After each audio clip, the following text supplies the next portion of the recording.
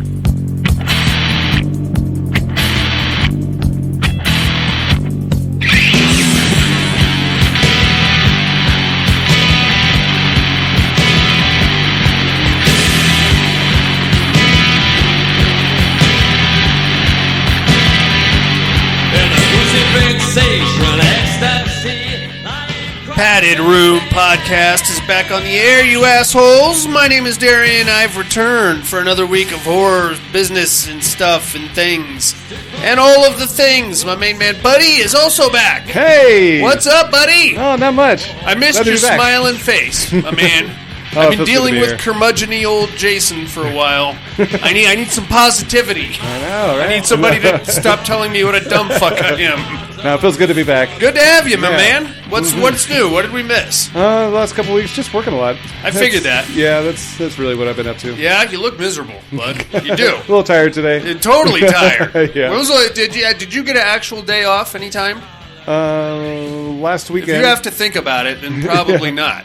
Last weekend. Oh, you know what? Huh. I took my daughter on one of our chapter rides. Oh, very cool. Yeah. It was they called it new member rides. Okay. I've already been on a few rides with them, but this is like Brianna's first one. Yeah. And they do like the little instruction, hey, this is what to expect, blah, blah, blah. Right. And then, of course, as a passenger, you don't just get to sit back there and do nothing. Yeah. You now have a job just like the single riders, Oh, boy. which is, flashing like, hey, this is a single lane, split lane and all that. Or not split lane. We don't do that here in Nevada. Right. So all those symbols and slow down, speed up, emergency vehicles, stuff like that. And then it stopped for ice cream. Very nice. Yes, at Cold Stone. Cold Stone, which one? The one on Plum. One on Plum. Yeah, okay. over by that mall. Shopper Square. The What used to be mall, yeah. Shopper Square. Very cool. Yep. Yeah, Nice. so Did she that have was a lot of fun. Yeah, she loved it. Cool. Yeah. Very cool. I could see her getting into something like that. Oh, yeah. Not that I'm saying your daughter's going to be like a biker babe or something. Because, they have like a lot of hot dogs hanging from strings, the eating competitions. Right. I'm not saying that's the road your daughter's going to go down. At least I hope not. I hope not either, but but I know she loves being on the back of a bike. Right on, man. That's good. It's good stuff. Good memories. Yeah, right on. I am also exhausted, buddy. Yeah? Let me tell you about my weekend. Saturday, soccer game. Probably about 12:30. Sunday, football game. Daphne. Football game. Deacon. Football game. Daphne. Football game. Deacon. I'm coaching all 4 of those football games. I was on the field for 4 hours. I got to go pee once. And that was it. Of those 4 games that I coached, how many do you think I won? All of them. 1. Oh. I won 1 of them. I feel like a piece of shit, buddy. Well, it happens, right? Son of a bitch! Well, the worst part is that after the soccer game on Saturday is we do like this big July birthday for everybody, and our friend lives in an apartment, so we just had a big pool party. Nice. So we all went down there, stayed there till like 11:30, like a bunch of assholes. Wow. I did keg stands, buddy. What? I did a keg stand, and then I was thrown into a swimming pool because I'm an adult, and that's what adults do. Sounds like you're pulling Frank the Tank there. I was. I'm like, oh, it's so good on my mouth. Oh, let me go again. It's great. Stupid, man. And then, of course, because we have had all the kids down there. Like half the kids from the football team are also kids of the people at the pool party. So pretty much the whole football team was there till like 11:30 to include my daughter. And then we had to get up early the next morning. No wonder I lost 3 fucking games, buddy. Oh, man. I take no responsibility. It's my own fault. I have nobody to blame but myself. Sons of bitches. Well, we got a regular horror show to get into here, my friends. Obviously, Jason Harrell is not with us, unfortunately. Maybe next week, maybe not. people, when you get to be his age, you know, you got to kind of take the good days and the bad. And if he's having a bad day, we got to just let him sit and complain about things, mainly kids and people on his front lawn and things like that. I don't want that. He doesn't want to come over here. I'm not going to make him. And he may have ran out of adult diapers also. So I don't think any of us want that business going on. Yeah. But we do have a regular horror show to get into here, buddy. And it's not just Jason's diapers. How about we start things off with a little horror news, amigo? Oh, yeah.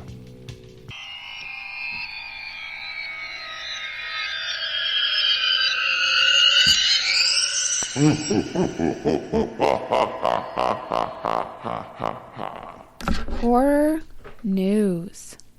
Yes, sir. What do you got there, big fella? All right, 7 new horror movies releasing this week, including A24's acclaimed Talk to Me. You ready for the list? I'm ready. All right, so these are all horror releasing July 25th to July 30th. All right. All right, first up, a tragedy leads two dysfunctional families to intertwine in disturbing ways in Screambox's exclusive Repulse, which is now streaming on the Bloody Disgusting powered platform. Okay. Heard of this one? I've heard of it, yes. Yeah, not me. Wild Eye, releasing and directing John McGloyer, have unleashed Ouija Shark 2 today, which is a sequel. I didn't even know there was a part 1. I didn't know there was either. I have no interest in seeing either one of them. Right, to the first film back in 2020. The film is next headed to Blu-ray on August 15th. Ouija Shark, everybody. That's right, because reminder, it is Shark Week this week after all. Yes, it is. All right, Resident Evil franchise is back this week with Capcom's new animated movie, Resident Evil Death Island, unleashed onto digital outlets along with 4K and Blu-ray today. I'm going to take a hard pass on that one. Yeah? Yeah. Yeah, me too. I'm not big into animated stuff. We tried it. Remember, we did a whole month of it like a year ago. Man, It was yeah. fucking wacky. Move over Ouija boards. The newest occult party game is here. A24's critically acclaimed new horror movie, Talk to Me, will release exclusively in movie theaters on Friday, July 28th. I am excited for this. I saw the trailers. I do want to see this movie. I am kind of... I hope they didn't show the best parts in the trailer. That's one of my concerns, yeah. That hand thing looks kind of silly. Yeah. To be honest with you. Yeah. It kind of reminds me of there's like this sci-fi like movie where the guy's hand was like this. I think it was Ernest, like one of those. That sounds about right. Yeah, something like that. One of those Ernest movies. Yeah. I could see that. Disney's Haunted Mansion opens up for business in theaters on July 28th. Director Justin Seaman's brand new live-action adaptation of the popular theme park attraction. That looks pretty good. You had me at Seaman. Simeons. Nicolas Cage stars alongside Joel Kinnaman in the psychological thriller Sympathy for the Devil, which RLJE Films will release exclusively in theaters on July 28th. Okay. I didn't know anything about this one, so I'm kind of curious. I imagine Nicolas Cage is going to play the devil. Oh, man, that would be awesome. He was pretty good as Dracula, yeah, I thought. Yeah. Very silly, but still pretty good. Yeah, very silly. Yeah. Blue Fox Entertainment is getting a set to unleash Greg Pritikin's The Mistress, which is a supernatural haunter that will be opening in theaters and on VOD on Friday, July 28th. I'm interested in that one. That one looks pretty good. Yes, me too. So that's it on those. And on the small screen this week, don't forget that The Witcher Season 3 Volume 2 premieres on July 27th, while Peacock's Twisted Metal series also premieres this Thursday. I'm into that. Yes. I'm looking forward to that. Mm-hmm. It almost looks more like a comedy. Yeah, it does. Metal, which is okay. I'm all right with that. Oh, yeah. Maybe they'll have like one of those power drill guitars. Oh, I hope so. Yeah. That's one of my favorites. Yeah. Right, all right, that's all I got. What do you got? I tell you what, my friend. I'm looking at the wrong page. Okay. So let's start with the right page, which is way over here. And then I will tell you that Yellow Jackets Season 2 is getting a physical release this October. I saw the very first episode of Season 1. I liked it, but I have not seen any other since. I'm excited for this for two reasons. I've never seen it, but I've heard good things, number one. Number two, that's a Showtime original, Yellow Jackets. So if it's getting a physical release, that's something that we're not getting anymore, is physical releases. Right.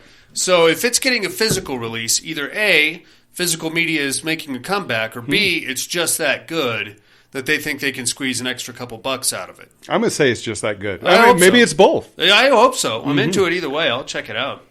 What else we got here? American Horror Story Season 12 trailers are out. Do you believe it's been 12 fucking years? Actually, it's been like 15. Yeah. Because they took 2 years off for COVID. It's titled Delicate. Oh, boy. I watched the trailer. It doesn't show you a fucking thing about what the season's going to be about or what we're doing or where we're going. So... I haven't seen the trailer, so... Okay. I would love to give you some insight on it, but I can't really say anything. It's really just a lady screaming. Oh, okay. And it says Lovely. AHS Delicate. Okay. Delightful. Thank you very much for that. Hopefully it's not into politics. I'm 2 seasons behind. Yeah. I have not seen Double Feature or NYC. Okay. So what you can expect, though, is some gay stuff. There's always plenty of gay stuff in American Horror Story. Yeah. Not that that's necessarily a bad thing, but you get some of that. You probably get like a weird marital infidelity kind of a thing. Might be some... There's going to be a lot of sex, which is weird for a network show. Mm-hmm. But they find interesting ways for you to beat off to it. Right. So there's that. The Exorcist Believer. Ooh, what's this? This is the beginning of the new Exorcist trilogy, my friend. Whoa, the beginning. The beginning. 3 movies. Okay. So this is what they're calling a reimagining of the original Exorcist. Oh. It's already got a theatrical trailer out. Okay. You can only see it in theaters. So there's that. Ooh. The trailer. So either way, it's out there somewhere if somebody wants to check that shit out. Here's something I am a little hard in the pants for. Oh, yeah? A couple weeks ago I mentioned a Witchboard remake. Trailers are out for the Witchboard remake, buddy. Wow. I checked it out. Mm-hmm. Doesn't look nearly as corny as the original Witchboard. That's good. So there's that. Darker? Darker. Yes. Looks more like a horror movie. Nice. The original Witchboard had some very silly things going on. But it's Kevin Tenney, 1985, I think. So what do you... It's fitting for that era. Yeah.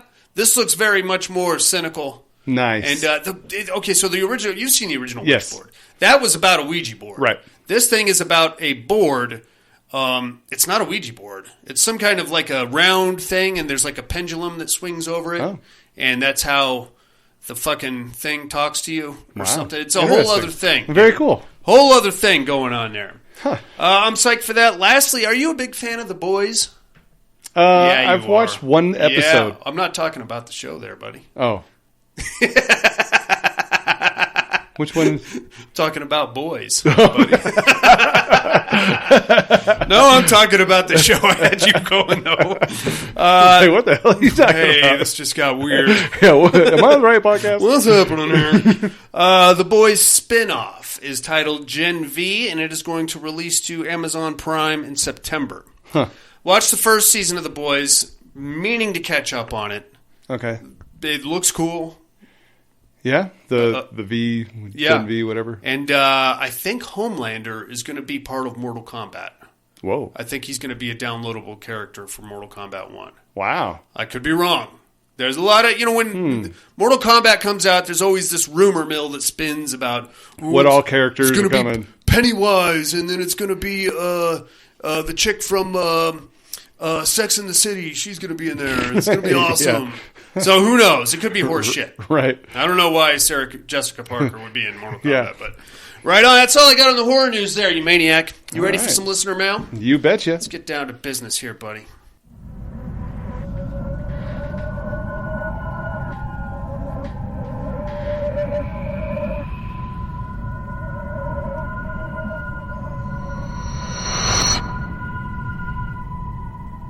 Listener mail. Yeah, buddy. We got emails and voicemails and all kinds of fun stuff going on here, buddy. All right. Let's kick things off in Southern California. Here comes our main man and president of my personal fan club, Tony. Hey, Tony. Hey, Tony. Oh, that's a nice one.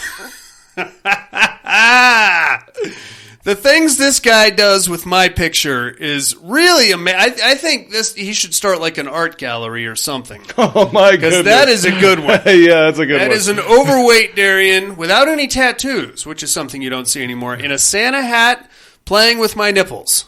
Wow. Thank you very much for that, Tony. That's a nice one. Yeah. To show that one to the wife later. That's right. Here's your new calendar. Here you are, baby. Subject line, Darian is a turd. Greetings, padded room. I don't have time for Darian's bullshit today, so let's get to it. Terradome. I haven't seen either one of these films, but Pinker is played by Mitch Pileggi, and Walter Skinner is an underrated TV actor, so give Pinker the win. All right, hold on there, Tony. Let me get you set up here for the Terradome and give you 2 for Horace Pinker. Buddy, who do you think would win in a fight between Horace Pinker, the villain from Shocker, and Emmerich Belascoe, who was the ghost villain from The Legend of Hell House? I'm going to say Pinker. Figured you'd say that. I think that's going to be a very one-sided match this week. And mates, I took Belascoe and I stand by it. No particular reason. The Mutilator was great for what it was. When I started the movie, though, the opening song to go along with the title showing Fall Break. Thought I was watching the wrong movie. I thought that too. I don't know why it's called Fall Break in the movie and then actually titled The Mutilator, but all right. Right. That song 100% matches the era, but does not go with that film. Most of the kills were decent enough. The best one was Mike getting gutted with the boat motor. I bet that is the face that Darian makes when he's jerking it to Buddy's erotic readings. Well, I mean, I don't want to brag there, Tony. 3 on a meat hook, cult movies. There is definitely a difference between a coven and a cult. Cults usually have a charismatic leader, and there is a religious idea. UFOs, God, the devil, the leader of said cult. Covens are people with shared interests, usually witches, but no truly identified higher purpose. Anyway, I have a difficult time picking 3, so here are some that I don't think anyone mentioned. Number 3, Starry Eyes. For vomiting maggots. The main actress isn't too bad, and she vomited those maggots in real life. Ugh! That's gross. Really? That is a good show, though. Yeah, have you seen Starry Eyes? Yeah. Actually, those are real maggots? I mean, they looked pretty real to me. Wow. I thought she just kind of spat them out. Apparently, she swallowed them and brought them back up. A little epicac. That's going above and beyond right there, buddy. Worth every penny. Number 2, The Perfections. Sex cults are the best kind of cults. I agree, and that would be my selling point for my cult. Right. Breast implants and, I don't know, Spanish fly or something. Spanish fly. Yeah. BBLs. Supposed to, yeah, that too. Number 1, The Sacrament. Pretty good show. Most watchers should already know what's going to happen. I like the aspect of it being shot as a Vice story. Honorable mention, The Endless is pretty good independent horror movie. Eyes Wide Shut isn't horror, but it's rewatchable. And you can beat off to Eyes Wide Shut anytime you like. Right on, Tony. That's it for Tone. Right on. Thanks for the artwork, by the way, my friend. Yeah. I'll make sure that gets to a men's room near you. For a good time call. For a good time call. Darian Claus. Santa Darian. He, he, he. Drill a hole in the side of the stall. You didn't have to take it there, buddy. Damn. We got some voicemails here, hombre. All right. Let's see who we got on the mental health hotline this week. How about we start things off with our main man in Alabama. Here comes Alan. Hey, Alan. Padded room, what's up? What's up, Alan? What's going on? Doing good. So, Terradome, Yeah, what do you think? give me Horace Pinker. Yeah, shit. Meat Hunt, cult movies. Cult Number movies. 1, I'm going to go The Sacrament. Yeah. That one. Love that movie. It's a good show. Number 2, I'm going to go George Salem. And number 3, Sure. the original Conan the Barbarian. Okay. I got no idea who Mr. Darian is. It's a Not yeah. a good one. Talk to you later. That's a hard one. I wouldn't have thought to go Conan the Barbarian. No. Cult, but that snake Hey, snake worshiper, James Earl Jones, for Christ's sakes. Yeah. Yeah, I mean, I don't know what else you call it them, fits. but some kind of barbarian tribe Yeah. of giant snake people. Nasty. Right on. Thanks for calling in, Alan. Back to Southern California. Here comes Mr. Tom Hardy. Hey! Credit room. How's my favorite degenerates this week? I'm here. Yeah. We made I it. do hope you all are doing well. I wanted to check in with you real quick. Get in on the meat hook. Yeah, what do there. you think, buddy? What do we got? The baby. Oh, okay. All right. All right. Meat hook. Cult flip. Yes, right? sir. So, all right. Okay. I don't got a whole lot in the cult flicks. All right. But I'll say Children of the Corn, Okay. just because I haven't seen that flick in forever, and I remember it being good, even though everybody tells me now that movie sucks now. There's some weird stuff there. For number 2, let me put in, I don't know if this will fly or not, but let me put in Suspiria. Sure. It's kind of a witch movie, but they're a cult, right? Yeah, why not? If it doesn't fly, give me Hot Fuzz. You got to give me Hot Fuzz Hot on that. fuzz. Hot fuzz. And then the number 1 cult flick for myself got to be that The Babysitter, man. Oh, yeah. That flick was fucking great. Yeah, yeah. I know, it is what it is. I fucking loved it. I liked it a lot. The second one was all right. Yeah. Second one I still like, but first one, that's a good flick. I'm going to agree with you. On the what are you looking at department? Yeah, what do you got? I got to catch that Bigfoot movie exists. That's a good one. I thought it was all right. I liked it. One of the things I was kind of surprised was how much they showed the fucking monster. Yeah. And I know that's always like a gripe of like found footage flicks, Yeah. but I don't know. By the end of that one there, it was kind of hit that same, okay, why are you still recording? It's the middle of the fucking day. Yeah. You don't need the, you can always get away with, we're using the camera because it has night light. The light, sure. Or we're using the camera because there's a flashlight attached to it. But that one there was no call to why they were still recording. But I don't know. All in all, I still think it's a pretty good movie. But, Yeah. I liked it. Yeah, I don't know. I'm not a big Bigfoot the other guy. flick I got to catch was Rob Zombie's 31. Yeah? And I got to say, I enjoyed this one here. I know I'm late to the party. This is the first time watching. I'm not mad at it. But I thought it was pretty good, man. Zombie for me is like hit and miss. Uh-huh. This one was pretty good. I was digging it all. Didn't really care for the end. I almost felt like he was trying to recreate the ending from not 3 from Hell and not House of a Thousand Corpses. The one Devil's in the middle, Rejects. the flick in the middle. He was trying Devil's to Rejects. recreate like an ending like that. Yeah. How iconic that one is. I can't remember the name of the fucking flick. But Devil's I'm sure Rejects, I'm saying it right now. Devil's Rejects. But yeah, so I all in all, I got to say I liked the flick. Just didn't care too much for the actual ending. Fair enough. GP'd, of course. Mm-hmm. He brings up an interesting point about the found footage gimmick of using the camera as a light, like you can't see unless you're recording Right. for some reason. It's fine. It's a plot device. But Right. there's actually a pretty good show out there called, I think it was called Nightlight. And it's about these kids that go on a camping trip. And I don't think there's ever a camera it's found footage, but there's never a camera mentioned. But the entire film is shot from this perspective of a young lady's flashlight. So as she's shining the light around, the camera is moving with the flashlight. Okay. So that's kind of cool. And Yeah. then she drops it, and then she uses it to fight off a guy at one point. And then it flickers in and out because the batteries or whatever. Yeah, it's kind of a cool thing. He called back. All right. G motherfucking P'd. Baby.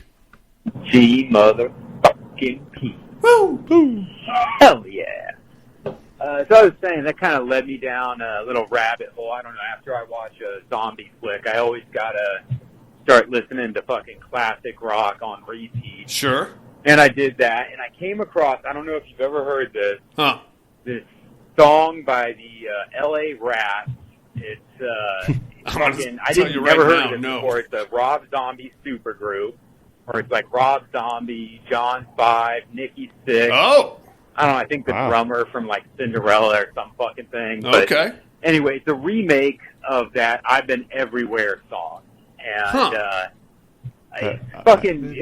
you listen to it, and it is just like so fucking Rob Zombie. You know what I mean? It just sounds so Rob Zombie. I would imagine And so, I was yeah. thinking about it. I want a whole new album of fucking Rob Zombie covering like 60s Butt and rock? 70s fucking classic rock hits. Okay. You know, where he throws in those, yeah. Yeah. I want a whole fucking album of just Zombie covering 70s hits, covering Golden Earring and fucking, I don't know, Kansas and I'd buy it. Speedwagon. Yeah, I would too. definitely buy it. Anyway, the Terradome. Got to get in on the fucking Terradome. Yeah. Give it to my boy, Horace Pinker. Yeah, I knew that was coming. Man, if God Willie damn doesn't it. take it, it's got to be Horace. Oh. That shit. Hold on. I just cut him off. I bumped the phone and it cut you off, Tom Hardy. I think you were right about The only person that could take down Horace Pinker's got to be Meat Cleaver Max. Who I think fuck's they're the Meat same Cleaver fucking Max? actor. But anyway, hope all is Oh, well. I know who Love that that is. family. Bye now. Meat Cleaver Max. It's from the horror show. Played by Byron, what was his name? Played by that one guy that was in all those 80s. He was in Tango. Was he in Tango and Cash? He was in The Fifth Element. Byron something. Australian guy. Had a very, discernible face. He was... so that was...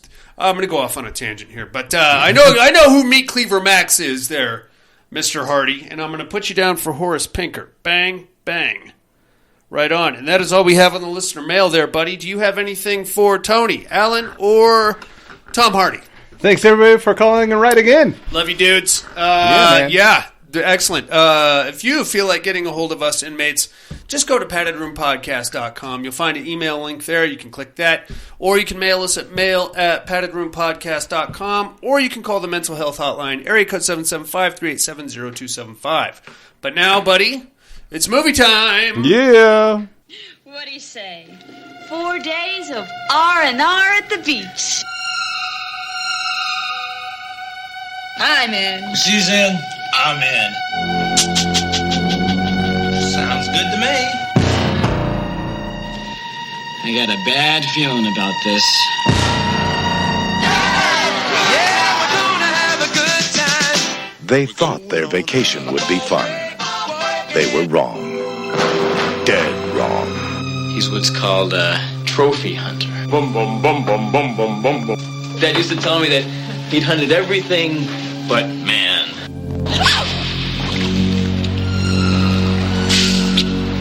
Hey,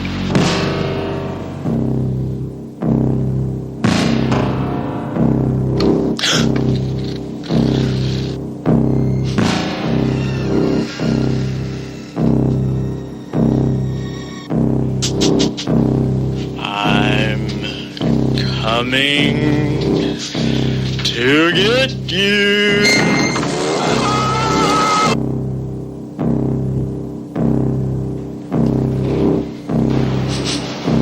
Ralph?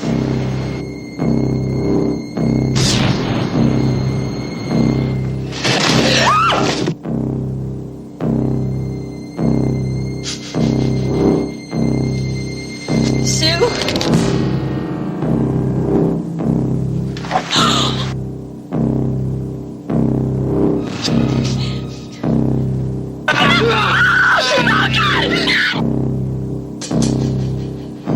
School was hell, but vacation was murder.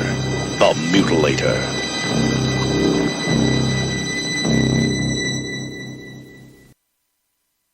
The Mutilator, buddy. Yeah. 1984, 5.2 stars on IMDb. Written and directed by Buddy Cooper. Stars Matt Mittler, Ruth Martinez, and Bill Hitchcock. This one is rated TVMA, but it probably should be rated R. I'm not sure what the difference is between those two, to be honest with you. Something. I think one of them is like a TV rating, the other one's a movie rating. TVMA. Maybe. Yeah, maybe. Whatever. I don't care. This one is it's pretty wacky. I'll be honest with you. This is the first time I've ever seen this movie all the way through. Okay, me too. I've started it quite a few times and made it to like the 25-minute mark, and I'm like, this is fucking Stupid. it's a teenage rom-com, you know, and that's like the first half of your movie. Yes. Which is weird. It's weird because you start the movie, there's like a little opening scene that I'll get into in a second, and then the title placard comes up, and the movie is called Fall Break, and there's even a Fall Break theme song Fall break. We're going to have a good time. Fall break. And it's very 80s. The guy, it's got a catchy tune. Yeah. This is back in 1984 when every movie came with its own song. Right. You don't get that anymore. You just get like a dubstep track over the opening credits. Right. That's it. That's all you get, man. Our movie starts with a flashback sequence there, buddy. You got a seemingly well-to-do family in the early 1980s, clearly. And the like a big house, presumably out in the woods somewhere. Mom is cooking dinner.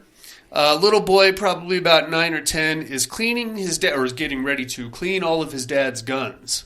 And you know he's going to do that because right before he does, he takes a sign and he hangs it up on the gun case that says, "Happy birthday, Daddy. All guns cleaned by me, Ed Jr." And then he takes the first gun out and starts fucking around with it and immediately blows his mom to smithereens. Through the wall. Kablamo! Well, we fucked that up, didn't we? Yeah. Whoops. Shit. And then, of course, Dad comes home, and we get some weird stuff here. First thing Dad does is throw his son a quick roundhouse chop to the face. Yeah. Clearly for blasting up Mom and killing her. And then he drags Mom's body into the study, I guess, where he pours some liquor down Mom's throat and then pours himself a couple of pops and then puts the Happy Birthday Daddy sign on dead Mom. That was weird. Very strange. I don't know if that was an attempt to cover up make it look like a suicide. Yeah, that's what I was thinking. I don't understand how. But they didn't show him like propping the gun up on her. Or no, anything, she was shot in the back. Buddy, how does that make a lick of sense to anybody?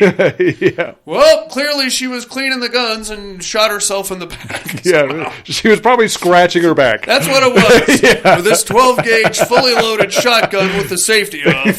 Yeah. But maybe she had a mirror or something. Yeah. Is this a pimple? Boom! Damnest thing I've ever seen in my life. Yeah. That's one way to get rid of it, though. Hey, for the purposes of this movie, we have to assume that whatever he did worked. Because now we're going to cut to about 16, 17 years later. We're going to catch up with Ed Jr., who's now in college. And I guess in college they get a fall break. Did you ever have a fall break when you were in school? Yeah. You did? Mm-hmm. I never had one. Oh. We got 2 weeks for Christmas, 1 week for spring break, and that was it. But then we got 3 months off for summer. Yeah, we had like 1 week off. Yeah? That was it. We didn't do that here in Nevada. Yeah, it was really weird because we go to school like 3 or 4 days, whatever it was. Yeah. And all of a sudden we had a week off. Nice. Yeah, and then right back to school. Nice. Mm-hmm. That would have been nice. We didn't get that. Must be a everywhere but here thing. All right, well, that's what we're doing. They're on fall break. And we're in the East Coast. This whole movie was shot in North Carolina, so that maybe it's an East Coast thing or everywhere but Nevada thing. This fall break. So now they're college kids, and he's at the local watering hole drinking with his compadres, and they're all complaining that they don't have anything to do or anywhere to go on their fall break. Oh, God, another boring fall break. What are we going to do? I'm going to try and beat the high score at the video game over there. I'm going to go sit in my room and collect dust. Bull. And they're kind of like blaming each other. We have 3 couples here, buddy. We have Mike and Linda, who are the horny ones. Ed and Pam. Ed is the kid that we just got out of the flashback of. And then we have Ralph and Sue, who are the funny ones. So that's where that's the crux of our main body count right there. Mm-hmm. Oddly enough, the phone rings at the bar. Apparently, Ed Jr. spends a lot of time at this bar because his dad knows exactly which bar he's at and the number there and how to get a hold of him. Yeah. So his dad calls him there at the bar, and the bartender's like, "Hey, Ed Jr., you got a phone call." So he goes and talks to his dad on the phone. Now, his dad says, "Hey, dude, I need you to go to the beach cabin and get it winterized because, we're done using it for the summer season and the fishing season. So you go up there and you got to turn the water off. You got to, I don't know, whatever else you do, like make sure all the windows are closed or something. Mm-hmm. And, get up there and get it done." And he's like, "No, Dad, I can't. It's too much work. So he writes all the list of his to-dos down, and then he goes back to his friends, and he's like, oh, God, my dad wants me to go to the beach house and turn the water off. Oh, you own a beach house. I know. How did the conversation of what we're doing on fall break ever even come up? Right. We're going to the fucking beach house, man. Yeah. We own a beach house. Let's go there. Right. We can get drunk and have sex with each other on the beach. It's a beach house. That's what you do. You're in college. Anyway, I don't know why I'm the only one that's figuring this out. Me and you, right, buddy? Mm-hmm. Yeah, anyway. And all of his friends. Well, true. That's true. Because Ed Jr.'s like, I gotta go to the bathroom. I'm not doing this. And he crinkles up the list and leaves it on the table. Once he leaves the table, the friends look at the list and they're like, lock the door? He can't handle locking the door? Right. Come on. So he comes and sits down. He's like, hey, I think we can handle this to-do list there, Ed Jr. Let's go to your beach house. And he's like, oh, no, guys. And then reluctantly he agrees. And then from there we get a road trip 80s kids convertible montage. Yeah. Fall break, gonna have a good time. Fall break, fall break. Woo! It reminded me like one of those old TV shows. Oh, yeah, easily. I was like, what the? Oh. Like the opening to Family Ties or something. Yeah. What do we do, baby, without love? And it's a good time. The kids are, doing Chinese fire drills at red lights, and then, one of them gets out to pee, and they act like they're going to drive off and leave him, so he's got to catch up with his wiener out. And eventually they stop at a convenience store, and they think they con the old man behind the counter into a 10% discount. But really all they do is con themselves into buying another six-pack of beer. Mm-hmm. Eventually, after all of this horse shit, they finally get to the beach house. Beautiful place, beautiful house. Yeah. Right there on the beach. But if you look at that scene when they pull up, it looked like the beach house was right in the middle of a trailer park, which is kind of weird. Yeah. I don't know what kind of zoning laws they have in North Carolina. Apparently you just put your trailer wherever the hell you want. Yeah. That's where you live now. It's probably the actors' trailers that they backed up probably. There. Get that shit out of the shot, You're man. too close to the set. Too close to the set. Oh, sorry. Whatever. They get there, and the first thing they realize is that the front door to the beach house is wide open. Mm-hmm. So they're like, oh, that's weird. But Ed Jr. is oddly at peace with this. He's like, oh, my dad probably just left, and he might have left a couple weeks ago or a couple hours ago. It's nothing. There's nobody up here. This is a vacation, part of the town, and that season is over. So much like what we saw in the beach house at Cape Cod, it's just a ghost town, really. Yeah. So they're in there. They're poking around. Via this very quick and shabby tour of the place, we're going to realize that Ed Sr., Ed Jr.'s dad, is a bit of a weirdo there, buddy. Mm-hmm. For example, he apparently was at one point part of a boating accident where he ran a guy over with his boat, and instead of helping the guy, he jumped out and took pictures of the guy that he ran over and had him framed. And now he's got pictures of this mangled dude inside his beach house. Now, I'm not a criminal attorney, but if I were, I would certainly... That's incriminating. I would certainly consider that evidence. Yeah. That's just me. He's got that. He's got like a weird Zulu warrior mask. Ed Jr.'s pretty sure he stole it while he was on expedition. He's got he throws like these... I don't know, they were like metal spikes, and he managed to stick one right to the wall. So he framed it and left it in the wall. Yeah. That's fucking classic. Yeah, just take the frame and put it over yeah, it. It's there like, it is. really? That sounds like something I would do when I was 20s. Yeah. Living with my loser friends. In the garage. Yeah. Ooh, look at that. Ooh, don't touch it. Don't touch it. We'll put a frame on it. You fucking loser. Right. He's got a bunch of like shark jaws, teeth things. He's got a suspiciously missing battle axe. Yeah, buddy, and we'll realize that because there's a big like dust outline of a battle axe on the wall, but no battle axe on the wall. So Pam's like, "Hey, what was here?" And Ed Jr.'s like, "Oh, that's my dad's most prized possession. His battle axe." She's like, "Great, where is it?" "Oh, he probably took it with him." "Somebody broke in here, Ed." And he's like, "Oh, no, he probably just took it with him." "No, the door was open and now there's shit missing. Somebody clearly broke in here." Ed is very nonchalant about the possibility of that. He's like, well, okay, I'll call Big Ed in the morning, and we'll see if he took it with him, and if not, then I'll call the cops. So, all right. From there, we get our standard party montage, beers being opened, a Monopoly being played, Wild Bunch, these six. Right. A lot of inappropriate humor. And then eventually, Mike and Linda decide they're going to go for a walk and further check out the house. They make their way out to what I believe is either a garage or a tool shed. And if you're watching this scene, you'll notice that they walk around and point out every single weapon that somebody is going to get murdered with later in the movie.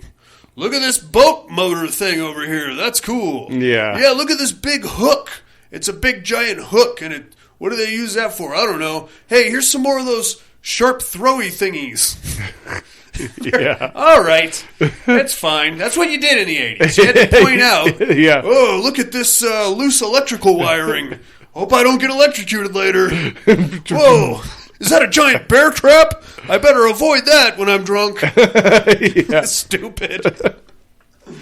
Oh, it's good times. And then there's like a little side room. They're just on the point of checking out the side room and possibly having sex in the side room when Ralph pops out and he's like, hey, guys, let's get back to the game. And they go back upstairs and they continue playing their game of Monopoly. More beers being opened, more bad dancing, more party montage. Now Mike and Linda decide it's time to finish closing escrow. So they're going to go for a quote-unquote walkout on the beach with their genitalia is what's happening there, buddy. They go walking out there. We get a little friendly grab ass on the beach, some soft jazz in the background, little pan flute, because that's what you got in the 80s, okay? If you weren't making love to pan flute, you weren't doing it right. Right. Buddy. That's probably how I was conceived. You too, probably. Eventually, they happen upon this bizarro pool tent situation. Yeah. It looked like a pool in a bubble, really. It was like a nice pool, had like this weird greenhouse thing over it, but they just let themselves right in. No mention as to who this property belongs to. Right. Like, hey, let's go on in there. They go in, they turn the lights on. Like, hey, let's go ahead and go for a dip in the pool here. So they strip down and start again with the jazz flute and the pan, soft sexual encounters. A lot of playful splashing. They're both naked. We get to see her boobs. It's fine. This part is pretty dumb. Somehow, this is not like an Olympic size pool, buddy. No. It's about the size of my bedroom. Okay. Somehow they managed to lose each other in the pool. Yeah. Okay, I don't with know their how. eyes open. Yeah, and they're both in the water, splashing around. All of a sudden, like, Linda goes under the water, and then Mike comes up, and he's like, Linda, where'd you go? And then he goes under the water, and then Linda comes up, and she's like, Mike, where are you? Ow. And then, of course, this is when our killer strikes. It was the worst version of Marco Polo I have ever seen. It doesn't make it. If it was a big pool, or maybe it had like a twisty in it, or like you go around the corner or something like that. No. It's just a big round pool. Yeah. It's not even that big. Whatever, dude. Now is when we see our killer getting ready to strike. Now, right off the bat, we know who the killer is. It's Ed. It's Big Ed. Right. Ed Sr. And he's got his battle axe. This time, he just gets in the pool with these two. Again, they are completely oblivious. Yeah. Linda pops up for air. Mike, where are you? And then Big Ed just grabs her and strangles her. And manages to drag her body out of the pool. And out of the pool bubble. Before he came back up. Exactly. So, whoop-de-fucking-do. Yeah. He is moving fast. Must have like a magic suit or something. Either that or Mike is completely oblivious to everything all the time. I don't know. Now Mike pops up out. He's like, Linda, where'd you go? Oh, I'm going to find you. And he's running around, and the killer, Big Ed, has left him like a scavenger hunt of Linda's clothing items. Yeah, and took all of his. And his, too. So he leaves him some shoes, and he puts his shoes on. He leaves him his underwear, and he's following this trail of clothes and Linda's undergarments also, because he thinks he's going to get lucky. Back to the tool shed, where he's like, I'm coming to get you, and I've got an erection. And then the little shed door pops open, and there's Big Ed with that boat motor that was very prominently displayed earlier and pointed out by Mike. And he just basically rips the guts right out of Mike with the boat motor. Yeah. Excellent. From there, we're going to cut back to the main house, where we get a pretty laissez-faire game night. More Monopoly, more beers, some snacks. We're left at this point with Ed Jr., his girlfriend Pam, and then we have Ralph and Sue. Ralph and Sue have had sex at least once before this movie. Pam, however, is making it a point to remind everybody that she's still a virgin every 10 minutes or so. And to be fair, Ed Jr. is like pretty insistent that some shit's going to go down. As it should. He brought you to a beach house. Right. You know. When he didn't want to. Yeah. And you got the beach right there. It's very romantic. And I don't see what the problem is, but whatever. Eventually, they get bored of all this, so they take them. All four of them go for a walk out on the beach, try to find Mike and Linda. They get out there, more grab ass ensues. At some point, a security guard pops up. He's like, "Hey, what are you kids doing?" And they're like, "Oh, we're in that condo right there. My dad owns it. We're looking for our friends. They're probably out here fingering each other. So if you see them, they're fine. Just let them finish their business and then send them home." And he's like, "Okay, that's great." That security guard has to have the easiest job in the world, right? All he's going to be doing is catching teenagers fucking on the beach. If I'm him, I've got like a night vision camera and a website. Because that's big money right there. I don't. Probably a prison sentence too, but with cameras on the inside of the house. For a good 4 months, you're going to get paid, and then you're going to prison for a long time. Yeah, right. So he's like, "Yeah, okay, I'll find him, and yeah, if you don't find your battle axe by morning, give me a call and I'll put in a report." So they're like, "Yeah, okay, all right, we're going to bed then." So they go back to the beach house immediately after the little security guard guy leaves. He gets accosted by Big Ed. Gets, I believe, his head cut off in a pretty cool way because it like cuts. He gets like decapitated at the jaw, which is pretty neat. Big Ed, of course, drags his body back to the tool shed, and he's now starting like a body display of all of his trophy kills. So he's got Mike and Linda strewn up on the wall, and then because he decapitated this security guard, he has to tack the head to the wall and then hoist the body up underneath it. So he's very very DIY, arts and crafty kind of a guy. Okay, very cool. Now we go back to the house. They decide they're going to wait up for Mike and Linda for them to finish and then come home. To kill the time, they're going to play a game called Blind Man's Bluff, buddy. Never heard of this before in my life. Have you? It sounds like a card game. Yeah. I don't know. Anyway, according to these knuckleheads, the rules for Blind Man's Bluff are as follows. One guy stays inside one guy goes outside and drinks a beer. Everybody else stays inside, turns off all the lights, and hides. The beer drinker then goes back inside and has to find the people that are hiding. Once he finds them, he sits down next to them or lays down next to them, and then the other guys have to come and find them until they're all in the same spot. Does that sound right? Okay, yeah. Something to that effect, yeah. So that's very cool. We got this fun little cat and mouse game with these drunk tards. But unfortunately, Big Ed is now in the house. And apparently, he is not very skilled at Blind Man's Bluff. Because he can't find shit. No. He's tiptoeing around, and where the fuck is he? He's got his battle axe. I'm going to fucking get somebody. And it's dark, and where the fuck are they?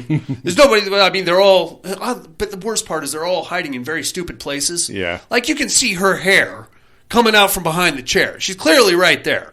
All right, whatever. Anyway, eventually the last guy gets spotted, and they're all hiding under the table, and he's like, "Okay, let's turn the lights on." And Big Ed is like, "Oh, shit, gotta get out of here." So he takes off, goes back to his tool shed. Everybody else is like, "You know what? Fuck Mike and Linda. We're going to pair off and try to have sex with each other. Let's do that." So Ralph and Sue go up to the bedroom and start getting frisky. Ed and Pam go up to the bedroom where we get our third diatribe of the movie about how Pam really likes Mike and she wants to have sex with him, but just not now. Now's not the right time, Mike, or Ed, sorry. Whoops. That's probably what she was thinking. Don't make that mistake there, Pam. You will be a virgin for a long time. At some point, Sue decides that she is now worried about Mike and Linda, so she dispatches Ralph to go find him. She's like, you know what, we got to lock this place up. There might be a prowler or something. The door was unlocked when we got here.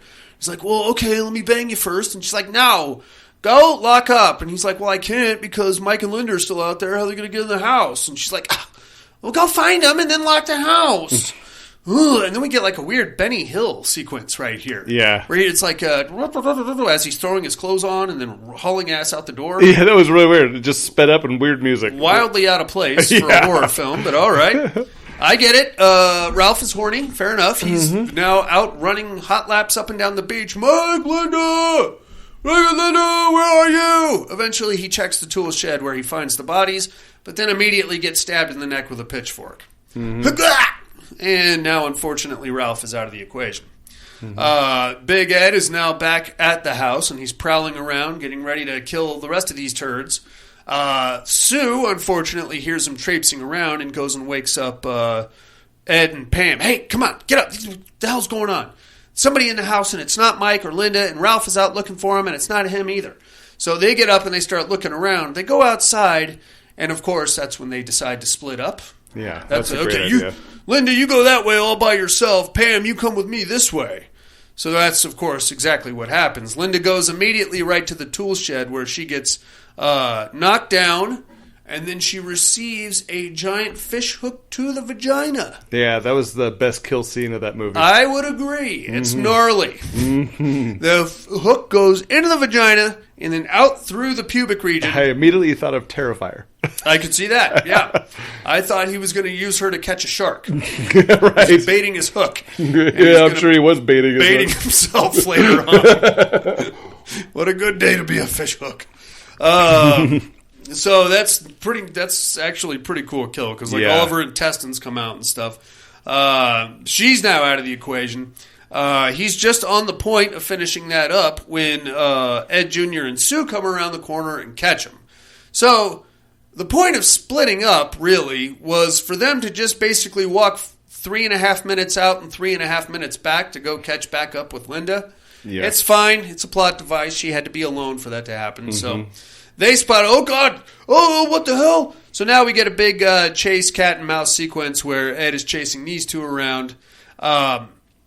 Make a long story short, they go all around the house and back, and they basically trash the place trying to fight him off. At one point, they get down to the main floor. Ed Jr. is trying to keep him away from Pam, but Ed stabs him with the battle axe because the battle axe is more. It's got like a pointed tip. Stabs him right in the thigh, presumably severing one of his major arteries. Then he's basically out of commission here for a minute. Sue manages to knock down and do a pretty good job of bludgeoning Big Ed. They then go get in the car to get Ed Jr. to the hospital, but they have to have a tender moment there before anything happens. Oh, you made it. That's my dad. Oh, what? No, it's not your fault. No, he's my dad. And while they're there fucking around, you can see Big Ed is back up, and he's prowling around the driveway area.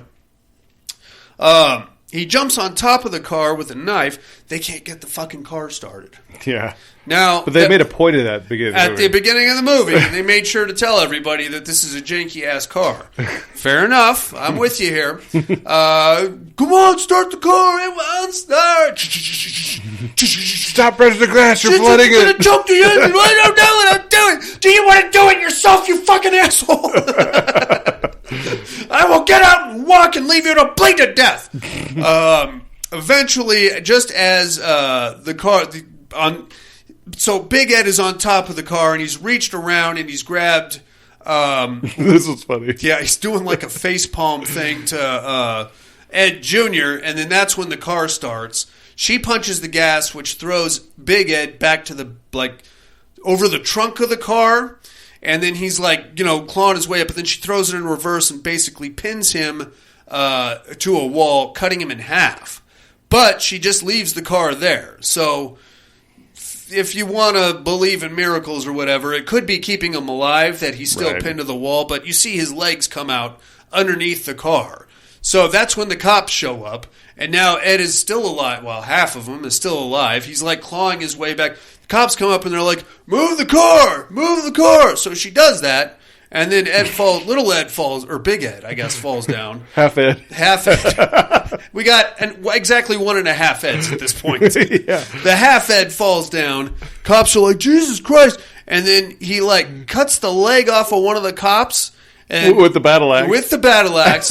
Laughs at him, and then dies. Yeah. And then we cut to the hospital sometime later where Ed Jr. is making his way down to see Pam, and they basically survive and live happily ever after, buddy. Mm-hmm. That is the Mutilator, my friend. That part when he's on top of the car, she goes and presses that lighter, waits 3 seconds or whatever it was, and then stabs his hand with it. I was like, oh my gosh, they actually did that. Sure. You have. Normally, they just pull it out. You got to sit there and wait for it. Yeah. That's something, people born before 1990 will never understand. Would never know, yeah. No. What is that thing? Will they put hot rocks in the car? What is the point of that? That's scary. Yeah. Smoking cigarettes? Ugh. It's not a bad show, inmates. Mm-mm.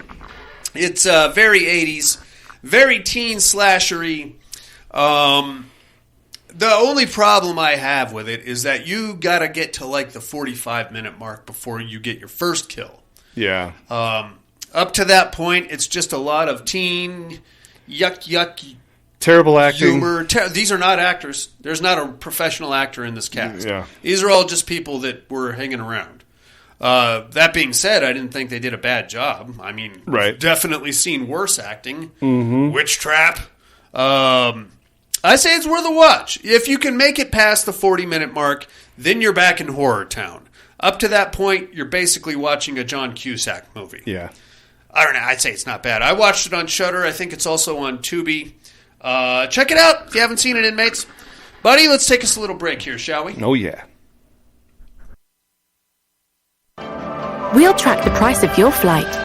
I was toting my pack along the dusty Winnemucca Road. With along came a semi with a high and canvas-covered load. If you're gonna Winnemucca back with me, you can ride.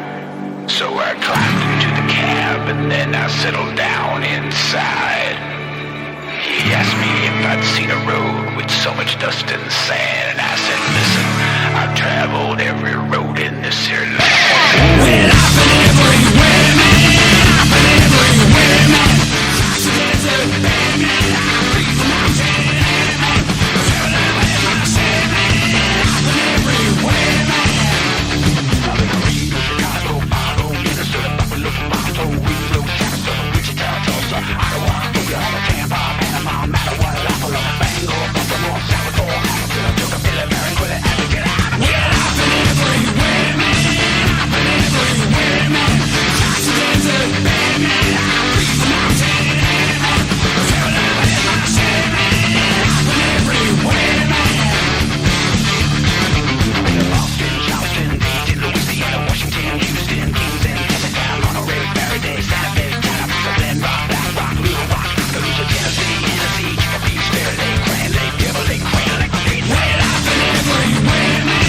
I've been everywhere, man. Across the desert, man. I breathe the mountain, man. Traveling with my shit, man. I've been everywhere, man.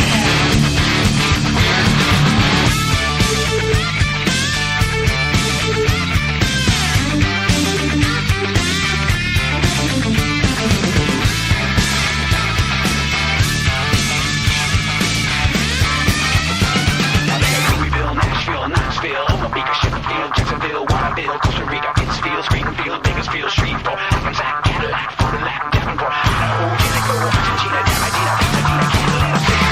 Well, I've been everywhere, man. I've been everywhere, man. Across the desert, man. I breathe the mountain, man.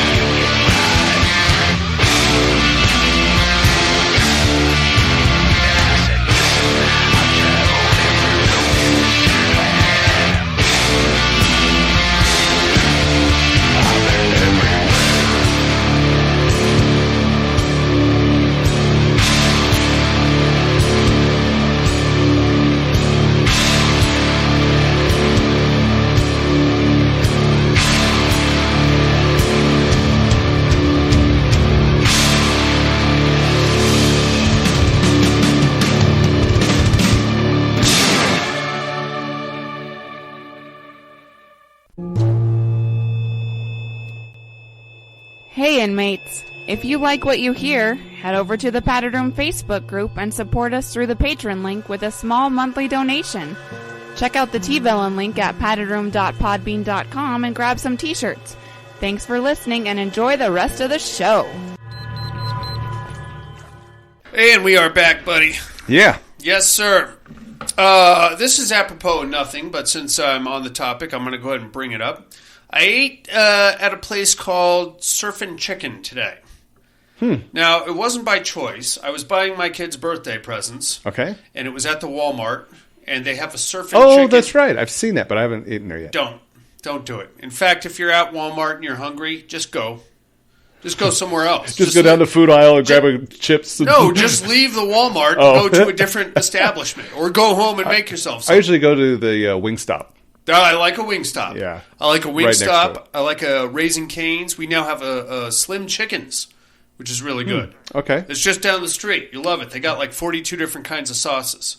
Oh, wow. Do not eat at the Surfin' Chicken. Why? Because I think I'm going to shit my pants. What do they have there anyway? It's basically... Because Surfin' Chicken, I think of, all right, have a fish and chicken sandwich. No fish. Oh. It's only chicken. Okay. It's basically a Chick-fil-A knockoff. Oh. It's just different kinds of chicken sandwiches and chicken nuggets, chicken strips. Okay. But I felt like I was starving all of a sudden. You know what I mean? Uh-huh. And I was inside the Walmart. I'm waiting on my goddamn kids to pick out their bicycles. I bought them both bicycles for their birthdays. Mm-hmm. Of course, they got to take every single one there on a test drive. Oh, well, why not? I mean, why not? Yeah. We got 14 hours to kill. Yeah. You know? Suddenly I'm like, if I don't eat something, I'm going to starve to death. So we ran to the Surfin' Chickens, and now I probably have E. coli. Oh, wow. So that's kind of like beach month here in the Padded Room. Surfin' Chicken. That's right. That's my segue into... the rest of the show. Yeah. Don't eat at any place inside of a Walmart, for Christ's sakes. I don't know what I was thinking. Weird. All right, are you ready to get into 3 on a Meat Hook, my friend? Yeah, let's do it. Let's do it.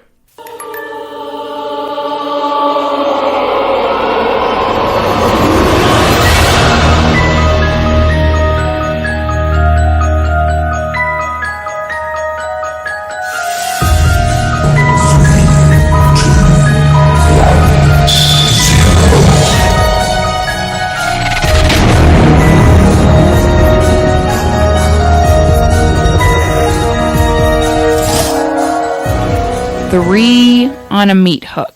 This week's Meat Hook. Top 3 horror movie weapons, buddy. Yeah. This is a tough one. What's your number 3, dude? Number 3, the power drill guitar from Slumber Party Massacre. Oh, God. That's a good one. Yeah. That doesn't make any sense at all. No. Why would you have a power drill mounted onto a guitar? Yeah. But it's not like he duct taped a power drill to a guitar. It's like it's built on. into the guitar. Yeah. Somebody went to Guitar Center and said, look, man, I've got a gig mounting some drywall, but I got to rock. Yeah, that's right. I need to rock. And they said, we got just the thing for you. I got you covered. God damn it. And that dude needed to rock, too. Right on. That's a ridiculous thing, but that's fine. My number 3 is possibly even more ridiculous. Have you ever seen the remake to The House on Sorority Row?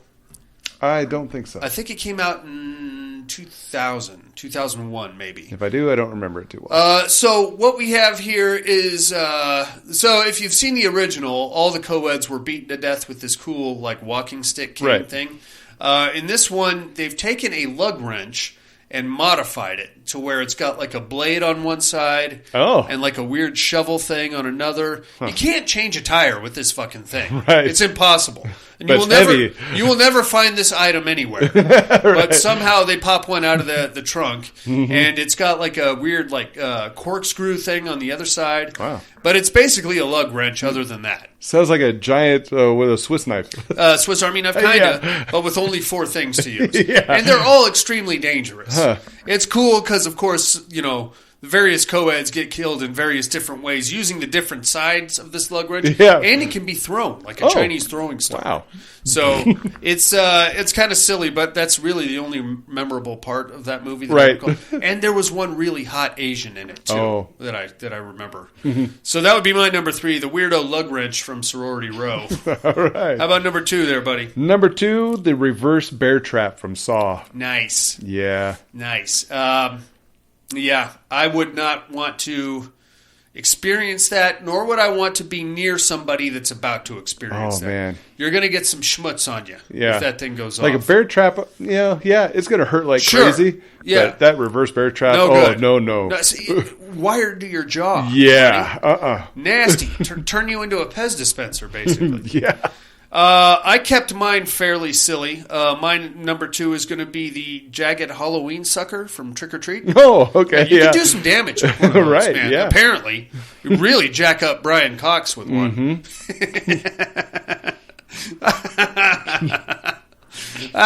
It's silly, you know. Oh yeah. It can't sharpen one of those into an edge, and even if you did, it would just break off. But if you're Sam and you have the power of Halloween behind you, you can go on a full-on killing spree with some candy and a can-do attitude, I guess. Yeah. There you have it, man. That's my number 2. How about number 1?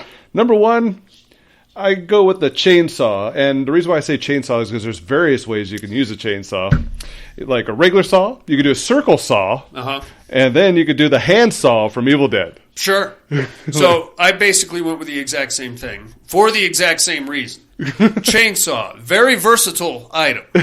Now, logically, you cannot kill somebody with a chainsaw. You can piss them off pretty good. Yeah, you can hear them coming, too. Yeah, it's definitely not sneaking up on anybody. With No. one. But most saws made these days have a flywheel attached to them, so where if it hits anything, the chain will immediately stop. Right. And then at that point, all you have is a very loud, obnoxious paperweight, which it's fine. But for the purposes of horror movies, Texas Chainsaw Massacre, right? Various other movies, Evil Dead movies, what was that? Bloody.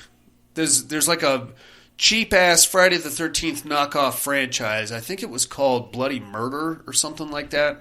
A guy with a hockey mask and a chainsaw running around a summer camp. We've seen it. We've seen many people get killed with a chainsaw over the years. It never gets old to me. I would love to do that. I mean, I'm not going to kill anybody with one, but I would love to pretend to kill somebody with one at some point. For that reason, I go chainsaw also, just for the volume of lore behind the chainsaw. Yeah. Really. The blood splatter. Does anybody buy a chainsaw for the purposes of cutting down a tree anymore? Right. I don't think so. I think it's just to scare the neighbors. Scare the neighbors, yep. Exactly right. Yeah. I've got Jason and Sarah's meat hook here. Let's start with Sarah's number 3. She went reverse bear trap from Saw. Oh. Very similar. Number 2, Ghostface's hunting knife from Scream. I'm into that. And that is a oddly large hunting knife. Yeah. You know, and it's always very clean and chromed out. He takes very good care of that he does. thing. It's nice. And number 1, silver shamrock masks from Halloween 3. Oh, yeah. I'm into that. Here comes Jason's. Number 3, strap-on dildo knife guillotine from 7. Now, I'm not a squeamish guy. But that'll make you pucker. I'll tell you what. If you're thinking about meeting me in a dark alley to take my wallet, but leave the gun at home. Pull out your hard-on with that thing attached to it. Oh, man. I'll give you the keys to the car. I will throw my wife at you to get away. You know what I mean? I will present my firstborn son. You take him. He's yours. Just don't touch me. Yeah, get that away. Number 2, drill guitar from Slumber Party Massacre 2. Nice. Completely retarded, but that thing is fucking awesome. Number 1, spear gun from Friday the 13th Part 3 3D. Simple, but it's my absolute favorite weapon and kill from my favorite Friday the 13th movie. Nice. Right on. Thanks, guys, for your 3 on a meat hook. We would like to know what your top 3 horror movie weapons are. Let us know by next week if you can, inmates. Again, paddedroompodcast.com. Just hit the contact link or mental health hotline, area code 775-387-0275. In the meantime, buddy, it is time for the Terradome. Yeah. No tears, please. It's a waste of good suffering. gonna hurt you. You didn't let me finish my sentence. I said, I'm not gonna hurt you. I'm just gonna bash your brains in. I'm gonna bash them right the fuck in. I'll kill you all. I'll drive you crazy. I'll kill you all. I'll be the man you ever had. My worst dream come true. A 6-year-old child with this blank, pale, emotionless face. The blackest eyes. The devil's eyes.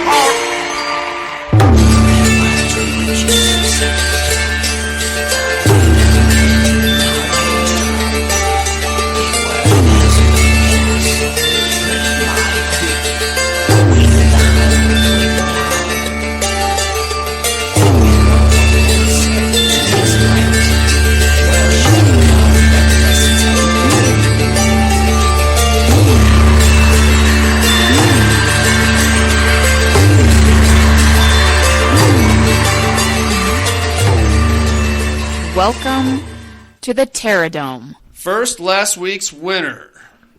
Singles competition, we had Horace Pinker from Shocker versus Emmerich Belascoe from Legend of Hell House. The ruins of Belascoe House smoldered on the hillside. The restless ghosts attempted to trap Pinker in the mansion, but hadn't considered the electrical grid that kept the place powered. Blowing the transformers was easy. Watching the place burn to the ground was a rare treat for Horace. With a vote of 8-1, Horace Pinker advances over Emmerich Belascoe. Have you ever seen The Legend of Hell House, buddy? Oh, yeah. It's a bit romantic. The horror is a bit understated. Yeah. It's horny. It's a horny movie. Oh, yeah. I'm more intimidated. I like Legend of Hell House better than Shocker. But if I had to fight one of those two off in an alley, I'll take Belascoe. Yeah, you have a chance. He's just fucking mean, man. Oh, yeah. Not only is he going to stab you to death, he's going to insult your mother while he's doing it. Mm-hmm. What a jerk. All right, let's look at this week's matchup, shall we? Mm-hmm. Singles competition, Asylum Conference Round 7. As usual, inmates, bear with me. I am not a writer. Aaron recalled vaguely the news of the day. Something about a big music star burning to death in a hotel fire. Drugs and alcohol were to blame. Now it was all too real. Rock star Sammy Kerr, dead at age 41. What the headlines didn't tell was what came before the flames. The Demonic Pact, The Sacrifice, and the final album. Songs in the Key of Death. Aaron himself was the unfortunate soul to find the vinyl, and possibly the only one to hear the record in its entirety. That was how Sammy came back. What Sammy didn't know was Aaron's condition. Aaron was a dead man himself. The residents of Midian had seen to that. But what dies in Midian doesn't stay in Midian. Aaron was Nightbreed now, and Midian was still where the monsters lived. Singles competition, we have Sammy Kerr versus Aaron Boone. Trick or Treat versus Nightbreed. What do you think of this one there, buddy? Go with Sammy. I think I'm going to take Boone on this one. I like both of those dudes in those movies. Sammy is just way too theatrical. And I feel like if he's actually there's a good chance he's going to break out into song, which is great for the prom or the Halloween dance. Mm-hmm. Really zap the shit out of some kids. But start singing in Midian, you're going to get ripped a new asshole there, Sammy. I don't know. Let's see what the inmates say. That's your Terradome matchup for the week, inmates. It's Sammy Kerr versus Aaron Boone. I feel like my two neighbors are going to fight. Sammy's going to beat up Aaron? No! Get the fuck out of here. Let me get tickets. Oh, shit. Somebody better call Aaron's wife. That being said, while you're contemplating that match, inmates, we're going to tell you what movies we got to watch this week in a little segment called What Are You Looking At?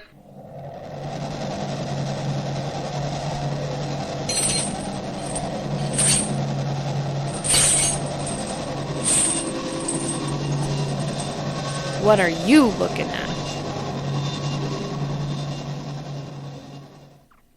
I did it again, man.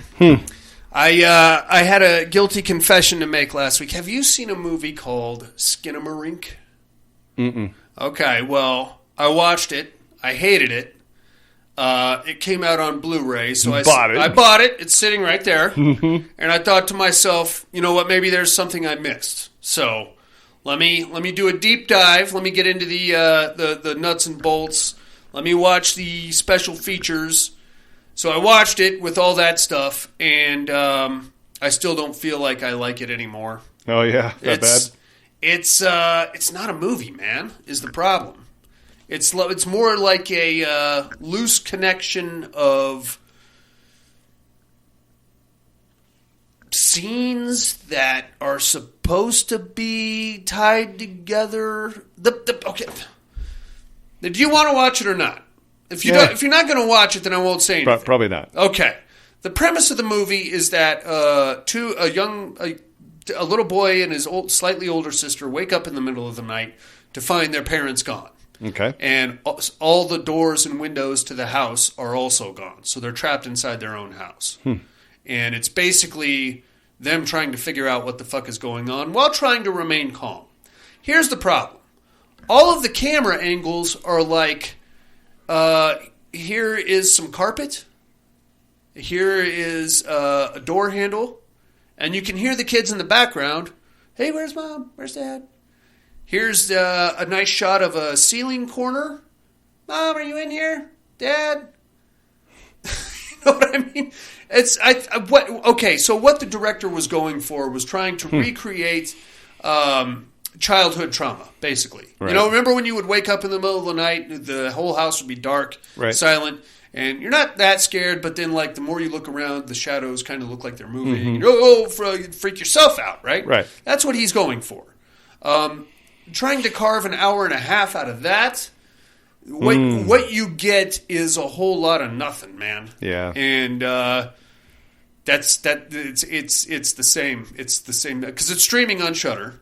So that's where I watched it first, and I was like, I did a lot of squinting because it's all shot in Super 8, so like all the scenes are super fuzzy. Oh, okay. So I'm like, I thought I saw something. So you kind of get that vibe of like it's really dark, your eyes are adjusting, and it kind of looks like there's something going on there, but you might just be making it up, or you might think you see something in certain scenes, but at the end, there's never any explanation given at all. So I don't know. I don't know what to tell you, man. All right. Yeah, there you have it. So I watched it again, Skinamarink from 2023. It's if you can watch it under the right circumstances, by yourself, in the dark, no distractions, it does take on a creepy vibe, but that goes away within about 15 minutes. And then what you're left with after that is just a whole lot of squinting and, what is that, a spoon? Did I see a spoon? I thought I saw a spoon. No, that wasn't a spoon. Well, somebody moved right there, I think. I don't know. Oh, okay. And then that's what you're dealing with, man. It's if your curiosity is pinked, if it's pinked, you should probably have it looked at. Check it out. It's on Shudder. I'm going to tell you to avoid it, inmates. I still can't make left or right out of it. Did you get to look at anything, amigo? Nope, not a thing. Alrighty then. How about some immersion therapy? Yeah.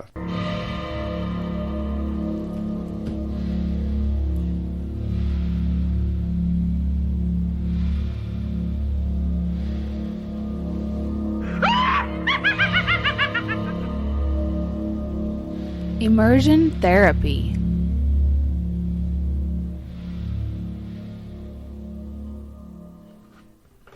Now, buddy, I've had some lackluster periods of my life. You know what I'm saying? I've had some dry spells with the ladies. I've had some periods between employment where I found myself literally fucking off in a disgusting apartment. I've never been so bored or depressed that I thought to myself, let me swallow that thumbtack and see how long it takes me to shit it out. Yeah, and then clean it off. Clean it off and like keep it as a trophy. Yeah, ta-da! Oh, the thumbtack was rough. Let me try a AA battery. Yeah. Well, that was interesting. All right, what else we got around here? Yeah. Dirt. Oh, okay. Let's just have a handful of dirt. That's a weird fucking movie, man. It's a thing too. Is it really? Yeah, there's that whatever it's called, it's got a funky name for people who do that. Yeah. But they do say it is like if you have an iron deficiency, you eat like weird things like that, like paper and like coins, change. I don't have that problem myself. No. We're talking about Swallow from 2019, inmates. Yeah. Now, okay, you're some kind of a weirdo. I get that, but the part that I don't get is that you're basically living a dream life. You married the rich dude. He seemed a bit of an ass. He is, but he wasn't there 99% of the time. Right. So fine, be an ass for 15 minutes, and then I'll go back to my PlayStation 5 and probably fucking the gardener, was it, or the maintenance man or whatever, the guy that kept coming around. Whatever. I will find ways to keep myself occupied without eating weird shit and picking it out of my poo-poo. While you're pregnant. That too. That too, man. Ugh, whatever. And she wasn't that hot, I didn't think. No. It's interesting. I don't know that I would call that a horror movie, buddy. Yeah, I felt like I was watching a reality show. Yeah, or just some fucking avant-garde, abstract piece. Yeah. A woman's struggle with her identity or some highfalutin thing that I don't understand. Mm-hmm. It's interesting. If you got nothing to do and you want to watch a semi-attractive blonde finger through her poop, Swallow may be the movie for you. Yeah. Well, the funny thing is, the first time that she swallowed is that marble. Yeah. I didn't even know she swallowed the marble. I was like, why is she acting all weird about eating her ice? Yeah. And I didn't get it. And then next thing I know, she's like, rinsing out her poop and it's a marble in there. Like, what the hell? Well, why though? Yeah. All right. Whatever. To each his own. Whatever you say, sweetie. Yeah. What do you got for us this week there, buddy? All right, this week let's check out 2020's The Special. This is about a husband suspecting his wife of infidelity. Jerry follows his friend down a dark rabbit hole into a horror landscape of addiction. You will find this gem on Freevee, Peacock, Prime Video, and more. We just got done making fun of Swallow, and now you come in here with The Special. Yeah. Who's the real asshole here? Right on, inmates. Check that shit out. We'll do the same and compare notes next week. Mm-hmm. In the meantime, you must now educate me. All right.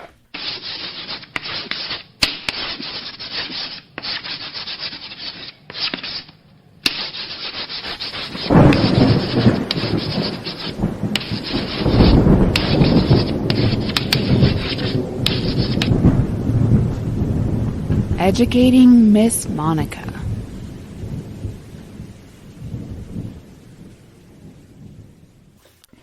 First, my clues from last week. There were 9 of us to start with. We grew up together in this orphanage. Unfortunately, one of us didn't make it out. The remaining 8 stayed friends into adulthood. Most of us are doing okay, despite past traumas, but now they're going to tear the place down. So we thought we'd make one last pilgrimage to say our goodbye to our fateful number 9. All of a sudden, we don't remember how to get out of here, and all the doors and windows we find are locked. Oh shit, we may have made a mistake, and there may be more to number 9 that we thought of. I am, of course, Crazy Eights, buddy. Have you ever seen that one? Tracy Lords, Frank Whaley, a couple of other people that I don't really recall. It's one of the second run of the 8 films to die for. Oh, okay. Probably the best one out of that second year, I think. Not a bad show. Worth checking out if you're interested. Who might I be this week, you ask? Buddy, I'm what you call a low-level scumbag in a small town. I own the local diner, which is great, but I'm also nailing the local drug dealer's girlfriend, who is super hot. Naturally, that guy is going to have a problem with that if he ever finds out, so I'm a little nervous about that, and he is now shaking me down for money. There's a very eccentric family that lives outside of town with some curious abnormalities, and he's expecting me to go rob them. They're very rich. I don't know how I'm going to get myself out of this predicament. So tune in next week, and I will fill you in. And I will give you a heads up. If that makes any sense. I don't know. That was stupid. That was pretty stupid. Tune in next weekend, mates, and I'll drop some knowledge on you. In the meantime, I think that's about going to do it for us this week. Thank you very much for joining us, as usual. Like, comment, subscribe wherever you found this show. That helps our visibility quite a bit. We do have a Patreon campaign running if you're interested. Just go to paddedroompodcast.com. You'll find everything you need to know about us there, as well as some interesting Photoshop jobs of me in various pornographic male and female and possibly non-binary situations. You never know what kind of mood Tony's going to be in, right? And what he's going to do with me. He puts a lot of effort into the things he does, and I appreciate the hell out of that, Tony. I love you for it. In the meantime, I think that's about it for us, buddy. You got anything else? No, all good. Join us next week for Devil's Pass, starting Bizarro Time Loop month, courtesy of Buddy here in the Padded Room. You're turning 32 this next month. Yeah, sounds good. 32 is what we're going to go with. That's buddy. what we'll go with. Ripe old 32.